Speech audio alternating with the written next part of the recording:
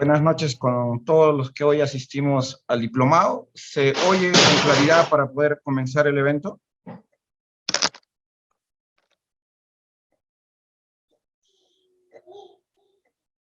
¿Aló? Sí, doctor, se le escucha, se le escucha. Parece que ha habido algunos desperfectos técnicos de informática, pero me parece que ya está solucionado. A mí se me ha encargado hoy para poder exponer sobre algunos problemas que se suscitan en el litigio penal y he considerado dos temas que son los temas gravitantes en el tema del litigio penal.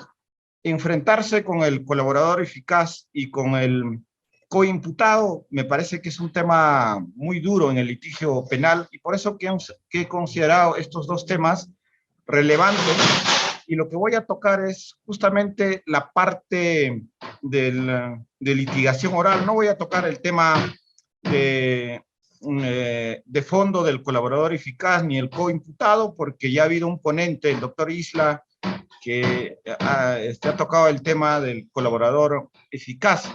Lo que yo voy a tocar es cómo enfrentar el litigio ante una prisión preventiva y ante el interrogatorio en el juzgamiento del colaborador eficaz y del coimputado, porque los dos tienen las mismas características, porque son coprocesados que justamente incriminan a su coimputado y justamente esto tiene algunas características y en el tiempo han variado el tratamiento en el nuevo proceso penal. Comenzamos con el coimputado. Muchas veces en el proceso penal el coimputado se convierte en testigo impropio al acogerse a una terminación anticipada o al acogerse a una conclusión anticipada de juicio y posteriormente el Ministerio Público lo va a postular como testigo impropio para el juicio oral, pero aquí vienen varios problemas que se enfrenta la defensa para cuando va a interrogar a este testigo impropio. Puede ser el único prueba que tiene el Ministerio Público para incriminar a vuestro patrocinado, sin que haya otros medios probatorios que se produzcan en el juicio oral que corroboren su versión. O puede haber varios coimputados que se acogen a este beneficio procesal de terminación anticipada o conclusión anticipada y que después van a convertirse en testigos impropios y que de repente van a querer corroborar su versión sobre la declaración de los coimputados. Y aquí vienen los problemas de litigio. Primer problema que se enfrenta la defensa en el tratamiento de estos coimputados, y tiene casi la misma característica el colaborador eficaz. A nivel de corroboración tiene la misma característica, pero a nivel de litigio obviamente tiene algunas características distintas que les difiere. En el caso del coimputado, cuando nosotros interrogamos a un testigo en el juicio oral, justamente tenemos el documento previo, que es la declaración que ha prestado a nivel de investigación preliminar o investigación preparatoria. Y la defensa justamente está enmarcado dentro de este documento previo que se llama, para poder hacer valer en el juicio oral, y tiene tres motivos o tres utilidades este documento previo, que es la declaración del coimputado, que sería justamente para refrescar memoria, para impugnar credibilidad, y lo último, para precisar datos. Pero el coimputado, cuando declara investigación preliminar e investigación preparatoria, lo hace como imputado, que tiene una naturaleza totalmente distinta a un testigo. Y aquí el problema se agrava. ¿Qué pasa cuando el coimputado que postula como prueba nueva el Ministerio Público para el juicio oral como testigo impropio, que tiene que venir a incriminar a su propio coimputado, no asiste a la audiencia del juicio oral? No puede asistir por varias razones. porque falleció, porque no está ubicado no se ubica en su domicilio, o está en el extranjero, o no tiene la voluntad de poder asistir al juicio oral. Primer problema que se enfrenta el Ministerio Público es: se puede leer la declaración del coimputado prestada en fase de investigación preliminar o preparatoria sin generar la contradicción. Obviamente se ha llevado a cabo esa declaración, porque hay que tener en cuenta de que la norma prohíbe de que el abogado del coprocesado puede estar presente en la declaración de este imputado. Entonces, ahí no se ha llevado a cabo la contradicción, y es posible de leer la documentación y hacerlo valer como prueba documental en el juicio oral. Ese es el primer problema que tiene el Ministerio Público, que tendría, porque la defensa obviamente que no la tiene, pero el Ministerio Público tendría ese problema de que si se puede producir este documento previo, se puede convertir como prueba documental estas declaraciones prestadas en fase de investigación preparatoria. Porque el artículo 383, inciso, el 383, inciso 1, parágrafo C, señala que se puede leer la declaración de los testigos siempre en cuando se haya llevado a cabo la contradicción al momento de realizarse. Esto rige también para los peritos que tienen la igual naturaleza. Pero en el caso de los coimputados tenemos este problema de que no se realizó el contradictorio en fases preliminares donde se llevó a cabo este acto de investigación. Ese es un primer problema. Segundo problema en el caso de los coimputados. El coimputado tiene derecho a guardar silencio cuando se le interroga como testigo impropio, porque tiene la condición de coimputado. O no es un testigo que le consta un testigo común que le consta que los hechos se llevaron a cabo de tal forma, o tiene la calidad de testigo. La norma no ha previsto mayor consideración de ellos, no tiene mayor claridad, porque si fuera teniendo la calidad de coimputado, en el juicio oral no tiene derecho, no está obligado a decir la verdad como un testigo, tiene derecho a guardar silencio, a no declarar, si tiene la calidad de imputado, porque esa calidad aún no lo ha perdido. Entonces, ¿bajo qué condición, bajo qué calidad se tiene que postular al coimputado que se acoge a un beneficio premial de terminación anticipada o de conclusión anticipada de juicio? ¿Bajo qué naturaleza tiene este coimputado? Me parece que eso tiene que quedar de manera muy clara para poder interrogar en el juicio oral. Tercer problema que podríamos tener en un coimputado: ¿sobre qué aspectos tiene que versar el interrogatorio de este coimputado en el juicio oral? Porque recordemos de que este coimputado va a venir a incriminar a nuestro patrocinado, que está yendo a juicio oral a justamente a poder que se le declare su inocencia, y va a incriminarle a este coimputado, porque conjuntamente con ellos, supuestamente, de acuerdo a la hipótesis del Ministerio Público, han cometido el delito. Entonces es un interrogatorio que va a versar sobre lo que dice o sobre la corroboración de lo que se tiene sobre este coimputado. Me parece que tiene que ser el interrogatorio, el contrainterrogatorio, porque el interrogatorio directo lo va a hacer el Ministerio Público, porque siempre el coimputado va a ser postulado por el Ministerio Público, y en el juicio oral la defensa tendrá que hacer el contrainterrogatorio, que tendrá que versar sobre los actos corroborativos que tiene el Ministerio Público que haya postulado. Pero tiene que ser actos de corroboración sobre la versión que tiene el colaborador o sobre otras fuentes de prueba. Yo tengo la posición que tiene que ser sobre otras fuentes de prueba, documentales, testigos, pericias. Sobre esos aspectos tiene que versar el contrainterrogatorio de la defensa. Es la única forma de poder desacreditar un coimputado que incrimina a su a su coimputado en el juicio oral, porque justamente tienen esa misma calidad.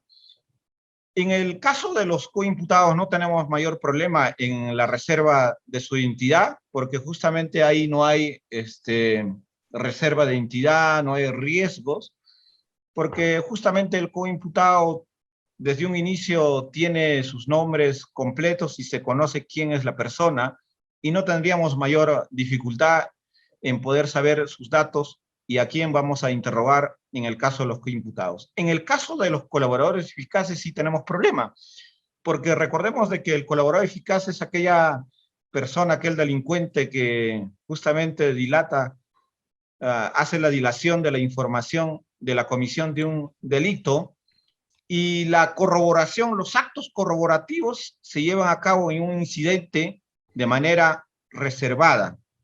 Y aquí con eso de que tiene la naturaleza de reservada tenemos un montón de problemas, porque el Ministerio Público investiga de manera reservada sin comunicar a los sujetos procesales, y te puede venir con una prisión preventiva, o más tarde te puede venir cuando ya están los actos corroborados y que la defensa nunca se ha enterado, y que ya cuando está a finales del proceso penal, el Ministerio Público pueda relucir los actos corroborativos, pero esto se ha llevado a cabo sin la participación de la defensa de los coprocesados, porque justamente tiene la naturaleza de reservado. Y el primer problema que tenemos en el caso de los colaboradores eficaces es en qué momento se levanta la reserva de sus nombres en el proceso penal. El artículo 250 del Código Procesal Penal, justamente bajo el numen iuris de variabilidad de las medidas, ha dispuesto de que antes del juicio oral, cuando ya culmina la etapa intermedia, cuando ya está postulado como medio probatorio, como órgano de prueba, el colaborador eficaz, hay la posibilidad de poder levantar la reserva de sus identidades antes del inicio del juicio oral.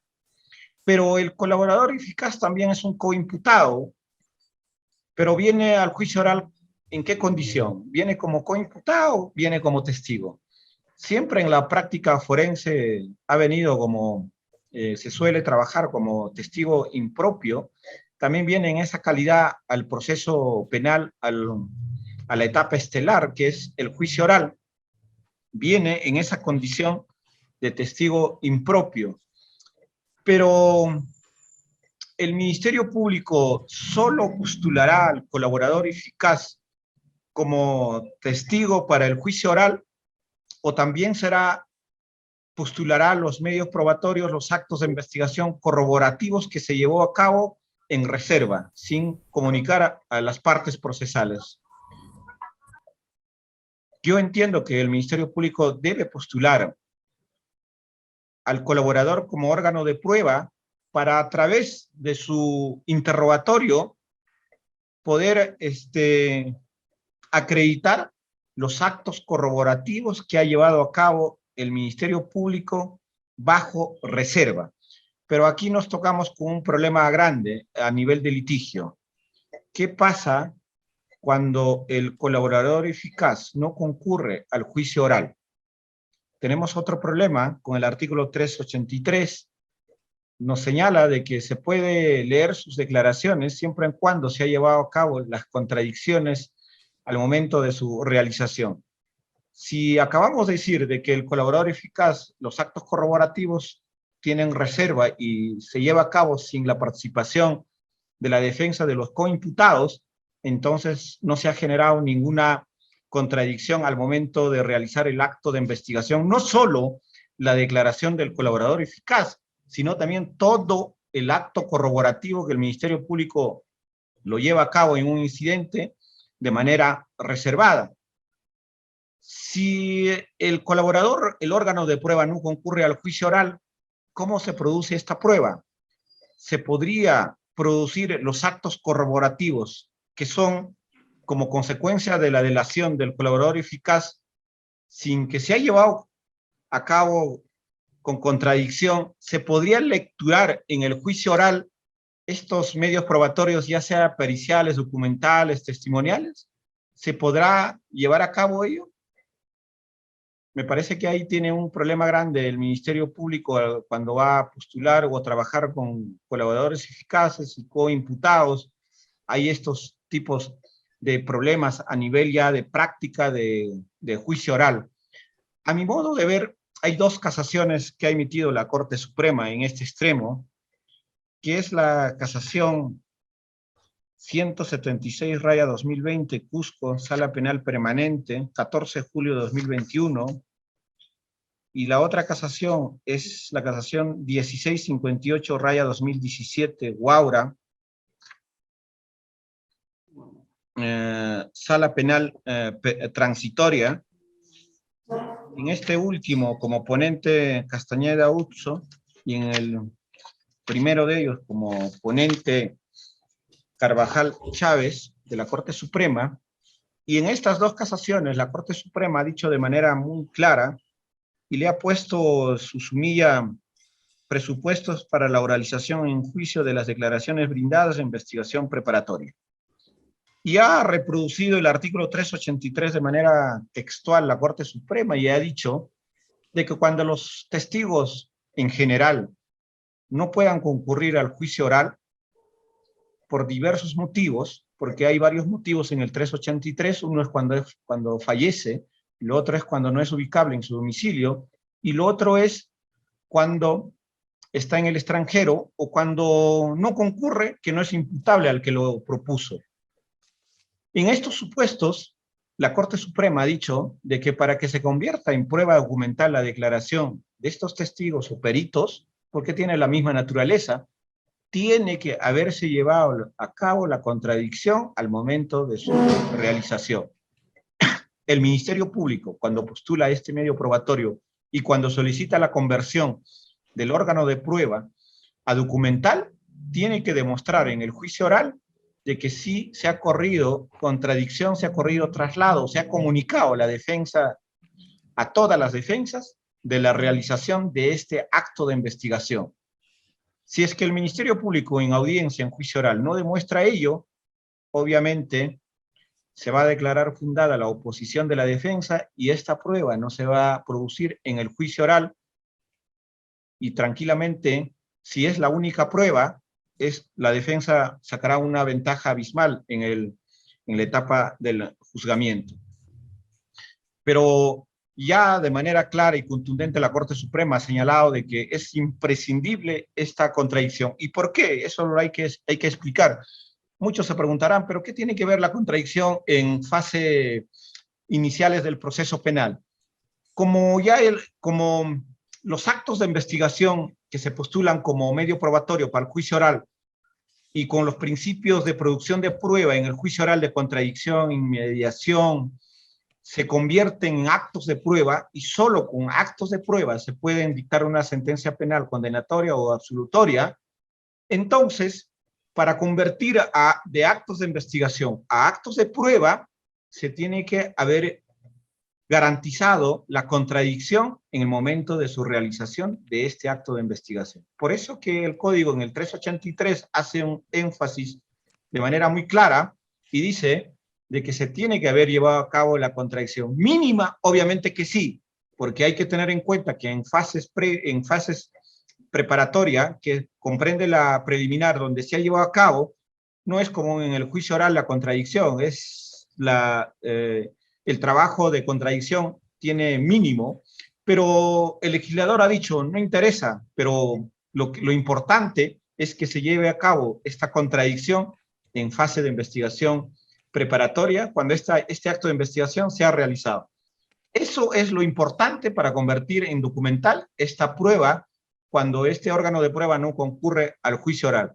Y en la práctica he visto en varios casos, y yo me he opuesto, cuando el Ministerio Público ha postulado y ha pedido que se convierta este órgano de prueba en documental, y cuando no demuestra esta contradicción, ha sido declarado fundada en varias oportunidades, y también en varias oportunidades era la única prueba que sustenta el requerimiento acusatorio.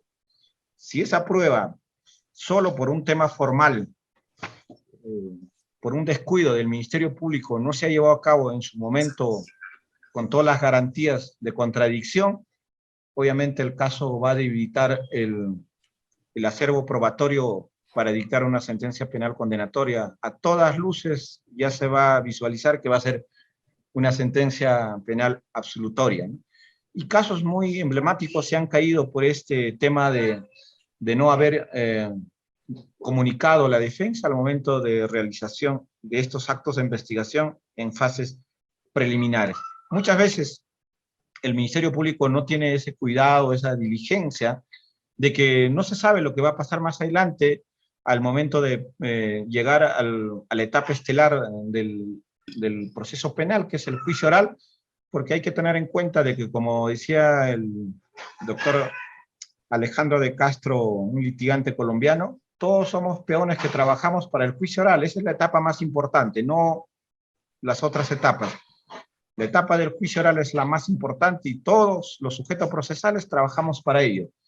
Y por eso vuelvo a decir de que el Ministerio Público tiene que tener mucho cuidado al momento de practicar los actos de investigación, y tiene que tener en cuenta cuando en el tiempo corto eso se va a producir en el juicio oral. Entonces, si fuera un coimputado, si fuera un colaborador eficaz, esta prueba se perdería porque nunca se ha llevado a cabo la contradicción al momento de su realización. Pero en el caso del colaborador eficaz, no porque el Ministerio Público tiene negligencia, sino porque la norma lo prevé de que los actos corroborativos, toda la fase del colaborador es reservado por mandato de la norma. Y vemos ahí que la norma es totalmente inconstitucional y cómo no tiene congruencia con los demás articulados del Código Procesal Penal, y tiene una deficiencia al momento de poder producirse la prueba en el juicio oral. Por más que un fiscal fuera muy diligente y quiere generar contradicción en los actos de investigación que realiza, de los actos corroborativos de la dilación del colaborador eficaz, no podría hacerlo porque la norma no lo autoriza, porque le señala de que tiene que llevarlo a cabo con reserva. Entonces,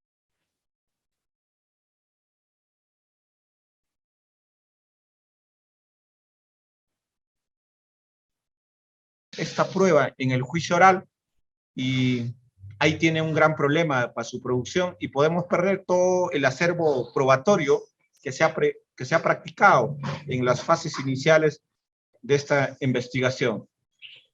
Igual sucede en el coimputado. Se puede utilizar como documento previo la declaración realizada del coimputado como en su calidad de imputado, obviamente, pero en el juicio oral ya no lo tienes en esa calidad de imputado, lo tienes como testigo en propio, porque esa es la práctica, ¿no?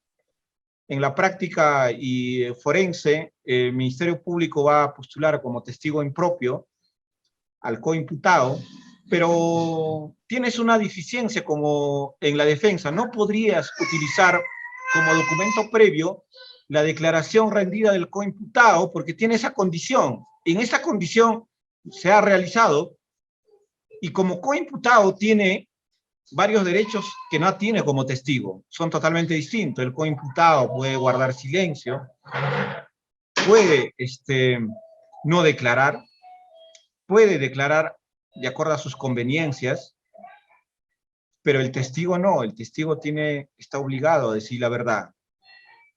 Entonces, esta declaración del coimputado se puede utilizar en el juicio oral para hacer el contrainterrogatorio, para utilizar en los 3 motivos de refrescar memoria, de poder generar contradicción, de precisar datos. Me parece que no, porque justamente le rendió esta declaración en esa calidad de imputado, y la norma le franquea otros beneficios, otras características como imputado. Pero si fuera un testigo desde un inicio, no tendríamos mayor problema, porque el testigo tiene otras características, está obligado a decir la verdad el testigo, salvo algunas cláusulas, excepciones. Entonces, en el caso de un testigo común, se utiliza de manera normal el documento previo, su declaración, para poder contrainterrogar en el juicio oral. Pero el coimputado tenemos un problema ahí. No podemos utilizar su declaración previa. Y si el coimputado no asiste al juicio oral, podemos convertir como prueba documental su declaración rendida en fase de investigación preliminar y preparatoria. ¿Es posible ello? Me parece que no, a pesar que estaríamos en las causales del 383,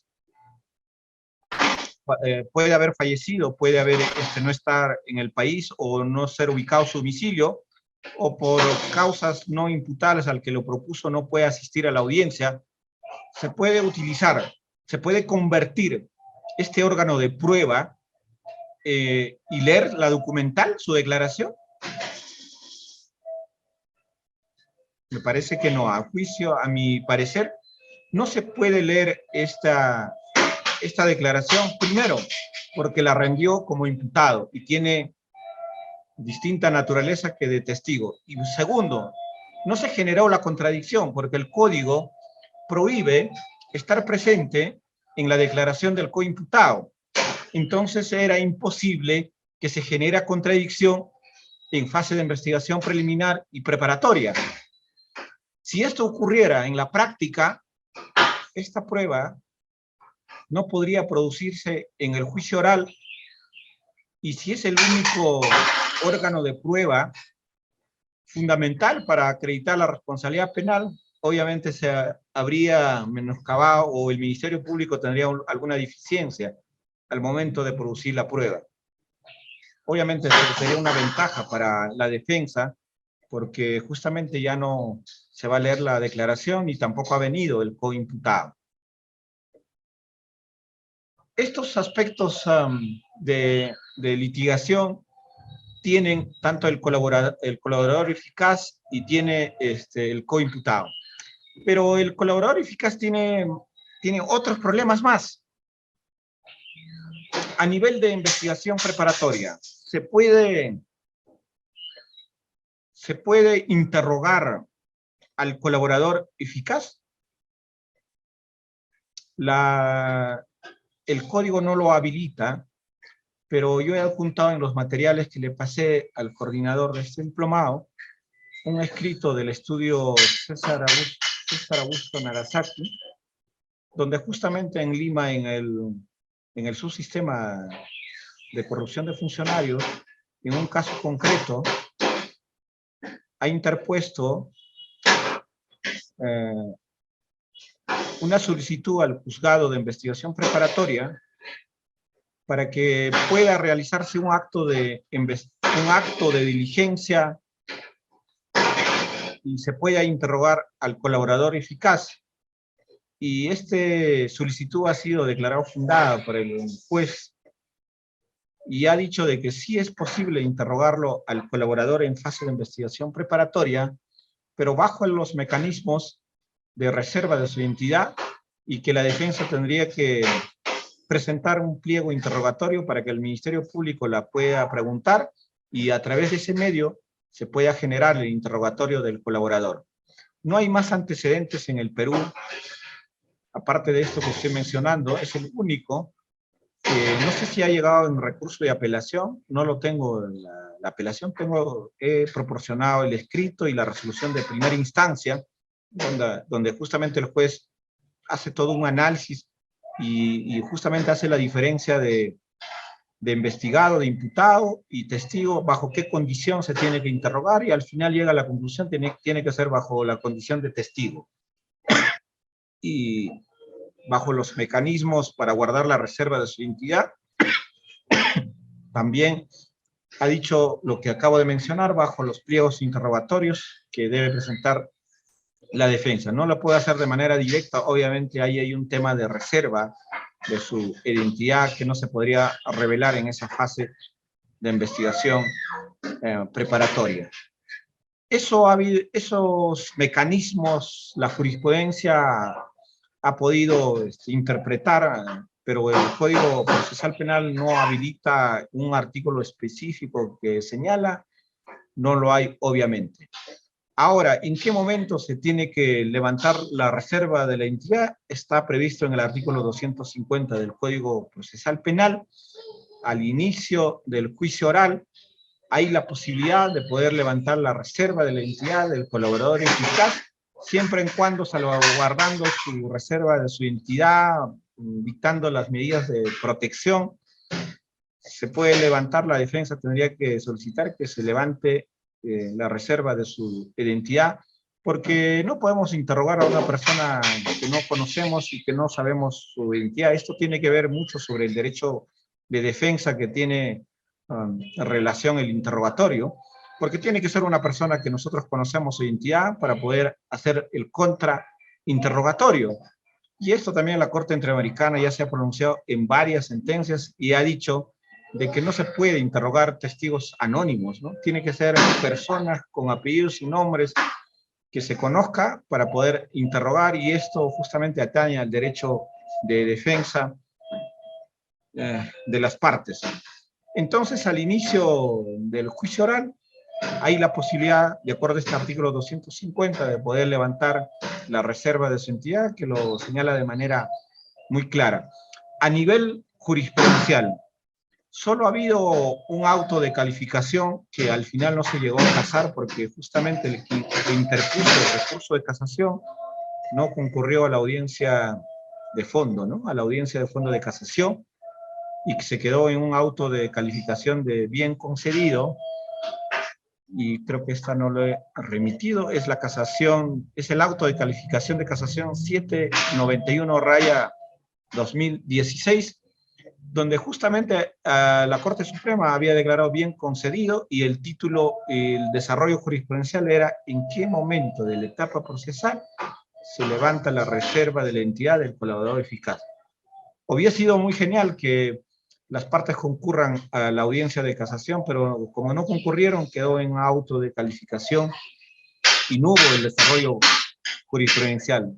Y hasta ahora no he visto un recurso de casación en el extremo que desarrolla este tema, de que en qué etapa procesal se tiene que levantar la reserva de la entidad del colaborador eficaz. Solo a nivel de precepto penal, el artículo 250 señala varios supuestos y señala que tiene que ser al inicio del juicio oral.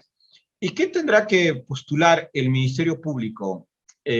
La declaración del colaborador eficaz como testigo, obviamente. Pero ¿sobre qué tendrá que versar esta declaración, este interrogatorio del colaborador? Creo que para mí lo más importante tendrá que versar sobre los actos corroborativos, sobre la delación que ha realizado el colaborador eficaz, y sobre el interrogatorio que se le hace a través de este medio, es que se va a acreditar estos actos corroborativos. De igual manera, este artículo 250 en el último inciso señala que le da un plazo a la defensa cuando se levanta esta reserva de identidad para que pueda postular dentro del tercer día actos de investigación que tiene que ver sobre lo que está postulando el Ministerio Público, sobre los actos corroborativos y el colaborador eficaz como órgano de prueba. Pero si toda la investigación se ha llevado a cabo en reserva y recién el Ministerio Público te postula como medio probatorio, en 3 días la defensa podrá revertir ello y postular todo. Me parece un poco, aquí hay una deficiencia en el tema de la defensa, tiene menoscabado el derecho de defensa porque es corto tiempo, y segundo, de que no es tan fácil revertir lo que tanto tiempo el Ministerio Público ha llevado en reserva los actos corroborativos, para que la defensa en igualdad de armas podría revertir y postular para el juicio oral. Va a ser, yo entiendo, disminuido la defensa, y tendrá que hacer un esfuerzo humano para poder interrogar, contrainterrogar en el juzgamiento. Y aquí viene ya otro tema, justamente tanto el coimputado, tanto el colaborador eficaz, a qué nivel tienen que ser los actos corroborativos. Pero antes de pasar a este tema, hasta aquí, si hay alguna interrogante, alguna intervención, para poder cerrar y pasar a la otra fase, que son los actos de corroboración, que tiene otra explicación, el estándar de prueba, ¿no?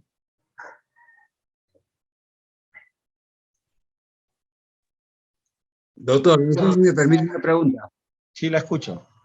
Gracias.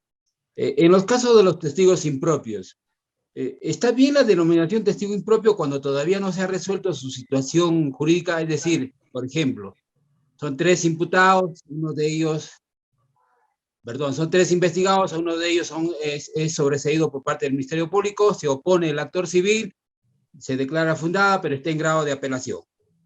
No se ha resuelto todavía su situación jurídica. ¿Se puede denominar como testigo impropio o como testigo común? ¿Cómo va? A ver, como testigo común nunca podría ser. Ahora, en el caso que usted me pone el ejemplo, he visto también en la práctica la misma naturaleza. Su situación tiene que estar definido para poder pasar a testigo impropio, porque si todavía su situación no está definido y está en grado de apelación, no sabemos, su condición todavía no está definido para ser testigo impropio, porque puede hacer de que el fallo de la sala revierta y siga teniendo la calidad de coimputado. Entonces, ¿cómo podría postular? Me parece que tiene que estar definido su situación jurídica totalmente acabado, ¿no? Para poder postular como testigo impropio, como prueba nueva, obviamente. Pero si su situación no está todavía acabado y todavía está en el recurso de apelación y todavía está en stand-by, yo creo que todavía no se puede postular como testigo impropio al coimputado para el juicio oral, porque tiene que estar su situación totalmente vislumbrada, ¿no? Acabado, ¿no? Porque caso contrario, lo que podría ocurrir es, si es que le llevamos como testigo impropio de alguien que su situación todavía aún no está determinado, puede haber una autoincriminación en el interrogatorio, ¿no? ¿Cómo interrogamos? Si todavía no sabemos su calidad, su situación. Podría haber muchos, vulneración de derechos de ese coimputado, ¿no? Entonces, por eso que su situación tiene que estar totalmente determinado y zanjado legalmente, ¿no? Para poder ir como testigo impropio. No podría ser testigo común, obviamente, porque no tiene esa calidad de testigo común. Testigo común es aquella persona que sin ser parte de la ejecución del delito, sin ser partícipe, ha observado la comisión del delito o sabe algo del hecho, pero no tiene nada que ver sobre la comisión, no está comprendido, y esto no tiene esa calidad. El coimputado sí tiene, porque han cometido conjuntamente el delito con sus coimputados, entonces esa calidad no podría asumirlo como testigo, ¿no? En atención a su respuesta, consecuentemente no se podría, si usted dice que no se puede considerar como testigo impropio, pero ¿qué pasa cuando te conceden la apelación con efecto diferido? Es decir, primero hay que resolver la situación de los otros acusados, y de este señor todavía, cuando ya se resuelva la situación de los acusados, recién lo elevan la apelación en cuanto a que ha declarado fundada el sobreseimiento. ¿Cómo queda? Entonces, ¿no se podría nunca utilizar a esta persona? ¿Cuál sería la respuesta? ¿Cuál sería el mecanismo para...? A mi juicio no se podría utilizar, porque, como vuelvo a decir, porque su condición no está finiquitada todavía legalmente, ¿no? Y no se sabe cuál va a ser lo que va a resolver la sala. Si lo tratamos como, le seguimos tratando como coimputado o ya lo tratamos como testigo impropio. Y ahora, cuando se va a producir la prueba en el juicio oral, vienen los problemas más grandes, lo que me acaba de preguntar. ¿Por qué? Porque ¿cómo lo interrogamos? Como coimputado, tiene otros derechos, y como testigo impropio, tiene otra cualidad, otra naturaleza. Entonces, ¿en qué calidad le interrogamos en el juicio oral? Porque muy bien la otra parte podría decir, porque su situación jurídica aún no está determinada. ¿Le seguimos tratando como coimputado? Si lo seguimos tratando como coimputado en el interrogatorio del juicio oral, en esa condición, porque su situación aún no está finiquitado, tiene derecho a no decir la verdad. ¿Qué fiabilidad tendría ese interrogatorio? No tiene ninguna fiabilidad. Porque el coimputado, en esa calidad, no tiene derecho, no tiene la obligación de decir la verdad. Tiene otros derechos. Puede guardar silencio, no declarar, o puede decir lo que le convenga. Pero cuando su situación ya está de manera clara, finiquitada, cambia totalmente porque ya viene como un testigo de su propio hecho, de lo que ha cometido, y tiene la calidad de testigo impropio, ¿no? Aunque en otras legislaciones siempre la han tratado como coimputado, en el Perú se trata como testigo impropio, ¿no? Entonces, en su calidad de testigo impropio, si ya está finiquitado, su situación jurídica ya está zanjado, tiene otra calidad distinta. ¿Cómo se le interroga? Como un testigo que está obligado a decir la verdad, porque ya está, su situación está finiquitada. Entonces, el problema es en qué condición le interrogamos en el juicio oral.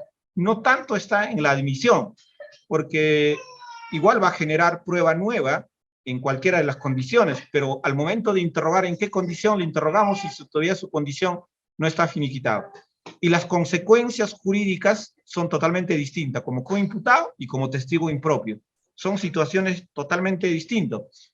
Por eso que siempre la doctrina ha dicho, la declaración de estos coimputados tienen una probabilidad de sospecha alta, ¿no? Y por eso que la corroboración modernamente, que ya vamos a entrar a ese tema, requiere de manera reforzada, ¿no? Verificación extrínseca reforzada, lo llama la moderna teoría, la última teoría donde está en este momento de boga, ¿no? Nosotros todavía estamos a la anterior, ¿no? A la corroboración genérica periférica, ¿no? Que es el acuerdo plenario 2/2005, que eso ya está muy desfasado, que ya tiene muchos años en el Perú, más de 15 años, creo, me parece, de vigencia ese acuerdo plenario. Entonces, a mi juicio, no se podría postular si todavía su situación aún no está determinada. Salvo que por ahí haya alguna jurisprudencia, alguna casación que yo no haya visto, o la norma, algo que lo permita, salvo que se me haya pasado, ¿no?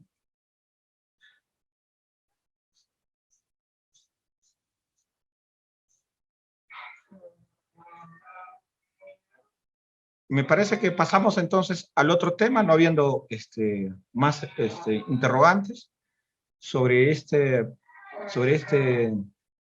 aspecto que ya hemos tocado. Entonces, pasamos al tema de los actos de corroboración. Siempre hemos tenido el acuerdo plenario 2/2005, que justamente están ahí los supuestos donde se debe tener en cuenta para poder valorar la prueba del coimputado, de los arrepentidos, del único testigo, y hemos visto en sendas casaciones y recurso de nulidad, la Corte Suprema copia y pega este acuerdo plenario 2/2005, muy utilizado cuando hay un único testigo, un coimputado, un testigo impropio. Es muy utilizado este acuerdo plenario. Este acuerdo plenario tiene varias características, el aspecto objetivo, subjetivo que hay que tomar en cuenta, pero yo me voy a basar solo en un aspecto importante, el tema de la corroboración externa. Este acuerdo plenario en el año 2005 está basado en una sentencia del Tribunal Constitucional que ya tiene muchos años en España, del Tribunal Constitucional Español, cuando todavía estábamos bajo la teoría de la corroboración periférica, genérica, y se está trabajando hasta este momento de ese modo, ¿no? Porque lo que hacen los jueces es, y dicen en su sentencia cuando van a valorar estos tipos de testigos, con este acuerdo plenario, dice, hay persistencia de incriminación, no hay actos de venganza, espurios, y desarrollan los aspectos objetivos y subjetivos y dice que está corroborado de manera periférica, de manera objetiva. Eso es lo que hasta ahora se ha trabajado a nivel de corroboración.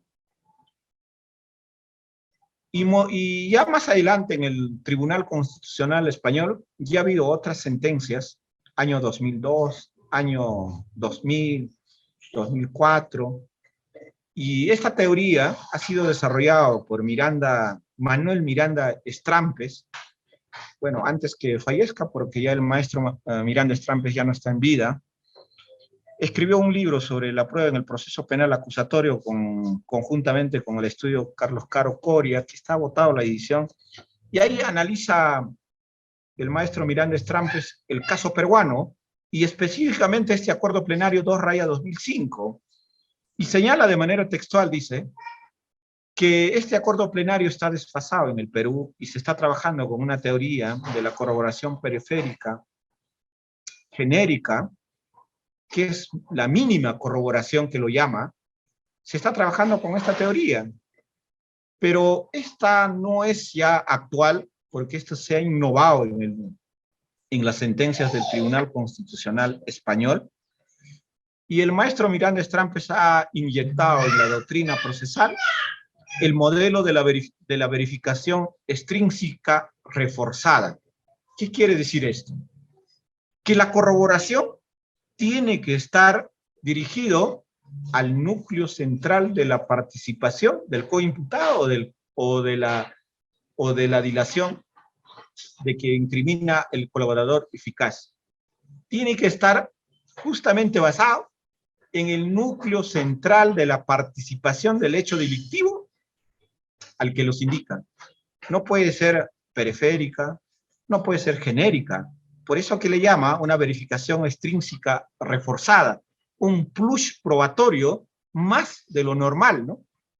Es como la motivación reforzada o cualificada que requiere la prueba indiciaria, porque la prueba directa requiere una motivación normal, porque las inferencias son menos que la prueba indiciaria. Por las cantidad de inferencias que tiene la prueba indiciaria, requiere de una motivación reforzada o cualificada más de lo normal. Igual se habla en este caso de la corroboración, que se requiere de una corroboración intrínseca reforzada más de lo normal. ¿Por qué? Porque justamente se tratan de sindicaciones de alta probabilidad de sospecha de los coimputados, de los colaboradores eficaces que justamente su interés es un beneficio premial, ¿no? En el caso de los coimputados, se hace acreedor, pues, en la terminación anticipada y una rebaja de la pena de la conclusión del juicio oral de igual manera. En el caso aún más del colaborador eficaz, su ambición es justamente el beneficio premial. Entonces, por eso que este tipo de pruebas son de alta probabilidad de sospecha, y por eso que se requiere de una verificación extrínseca reforzada. ¿Y esto dónde tiene su amparo legal? Está en el artículo 158, inciso 2 del Código Procesal Penal. Ahí nos habla el Código Procesal Penal que cuando se trata de declaraciones de arrepentidos, colaboradores, testigos referenciales, solo se puede acreditar con la corroboración externa de los actos de investigación que respaldan esta dilación que tienen. Entonces, ahí está previsto el amparo legal, el artículo 158, inciso 2 del Código Procesal Penal. ¿Alguna resolución seguramente dirán que esto se ha plasmado por algún juez? Sí, en este distrito judicial de Junín, hace poco, unas semanas, en el caso de una prisión preventiva del que se llevó a cabo de los denominados terribles de la impunidad, el juez de investigación preparatoria superior basó para declarar infundada la prisión preventiva justamente en esta teoría de la verificación extrínseca reforzada. Entonces, no es que solo es teoría, sino ya se viene utilizando en la práctica procesal, y no solo ahí queda en la práctica procesal, muchos autores, San Martín Castro en su libro Derecho Procesal Penal y los últimos libros que ha publicado, también desarrolla esta teoría de la verificación extrínseca reforzada, que a ese nivel de estándar de prueba debe ser los actos de corroboración. Teniendo ya los actos de corroboración a ese estándar probatorio, el contrainterrogatorio, tanto en los testigos impropios, tanto en los colaboradores eficaces, tendría que versar justamente en los actos corroborativos relacionados que va a ser interrogado el colaborador eficaz y el coimputado, ¿no? Su versión, qué actos corroborativos sustentan, ¿no? Sobre esos extremos tendría que ser planificado el contrainterrogatorio desde la defensa, ¿no? Desde el Ministerio Público, obviamente, tendrá que también ser basado su teoría del caso, interrogar sobre los extremos de los actos corroborativos, pero a nivel de esto de verificación extrínseca reforzada, a nivel de este estándar probatorio que tiene correlación obviamente con la valoración probatoria de la sana crítica, la libertad probatoria, que tiene congruencia, ¿no? Entonces, a nivel de prisión preventiva, en el caso de coimputados, porque hay coimputados que incriminan a sus coprocesados, y con esto el Ministerio Público quiere llevar a una prisión preventiva, he visto varios casos, y que es la única prueba de sindicación que sustenta en la prisión preventiva. En el caso de los colaboradores eficaces, también sus declaraciones o algunos actos corroborativos que puedan sustentar, pero de repente no a nivel de una verificación reforzada, este nivel de estándar probatorio. Pero hay que tener en cuenta que esta verificación extrínseca reforzada es para la sentencia penal, un estándar probatorio de certeza.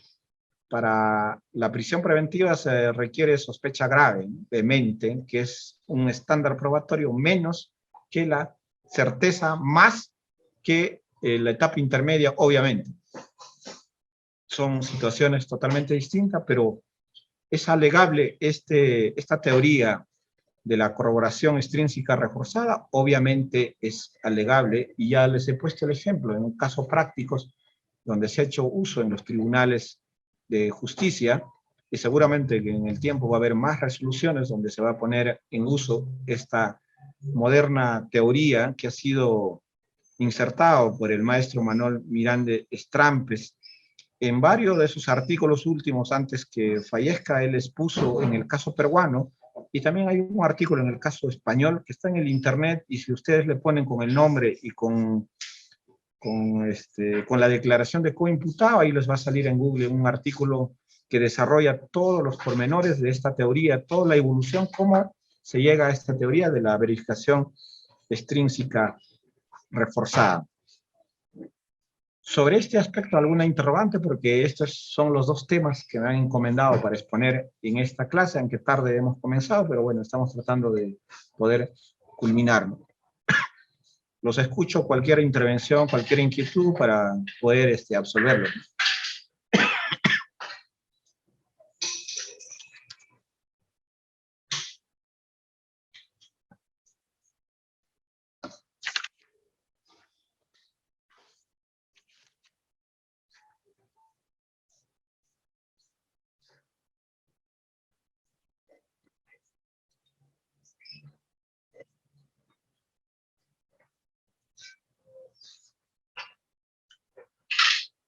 Bueno, si no hay ninguna interrogante, entiendo que el tema debe estar meridianamente o clara, que no tenga algunos o algún cuestionamiento o distinto que puedan pensar los que estamos en este diplomado. No tengo inconveniente. Yo he pasado una cantidad de jurisprudencias sobre ese tema del colaborador eficaz, sobre el tema de la prisión preventiva, los mecanismos de prisión preventiva que se lleva a cabo cuando hay colaboradores eficaces.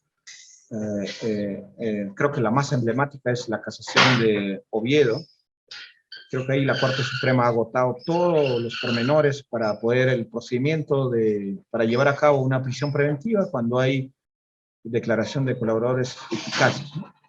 Bueno, el reglamento señala de que debe transcribirse la parte pertinente, corroborar, y para que la defensa tenga en cuenta al momento de alegar, y esto es parte de del derecho de compensación de defensa, porque como se lleva en reserva el expediente de colaborador, y esto de poner en conocimiento la doctrina, la jurisprudencia ha dicho es parte de la compensación, ¿no? De ponerla en conocimiento, y a través de eso puede habilitar su derecho de defensa y postular o presentar lo que convenga a la defensa. Y esta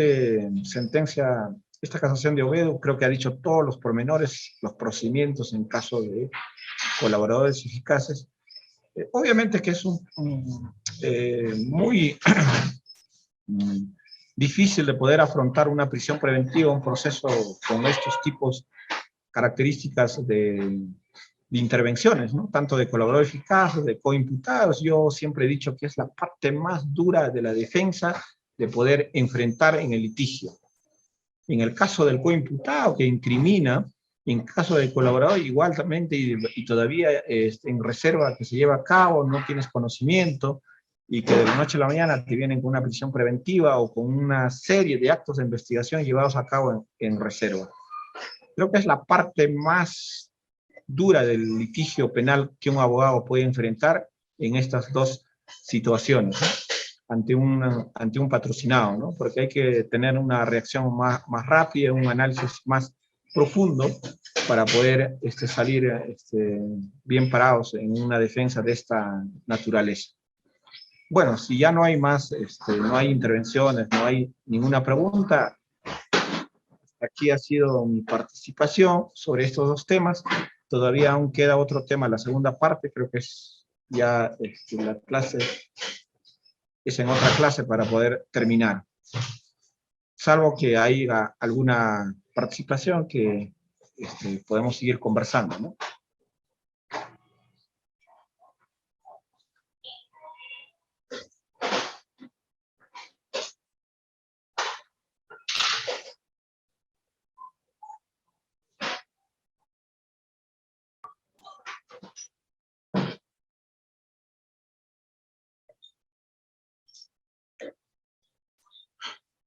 Bueno, habiendo ya agotado el tema que me han encomendado, yo les agradezco por haberme escuchado durante todo este lapso de tiempo y nos estaremos reencontrando en la próxima clase para poder terminar. También hay algunos temas álgidos.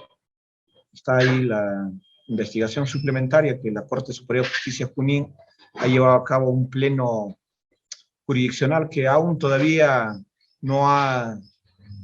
Creo que todavía oficialmente no se sabe cuál fue el resultado. También está el tema de la pericia, de la producción de la prueba. También está el tema de la reparación civil, que hay muchos problemas ahí. Hay algunas sentencias vinculantes que no se hace uso en la práctica judicial, que no concuerda también con algunos casos reales. Y todos esos pormenores, entiendo que en la próxima clase terminamos y con eso habría terminado mi participación. Muy buenas noches, hasta la próxima clase.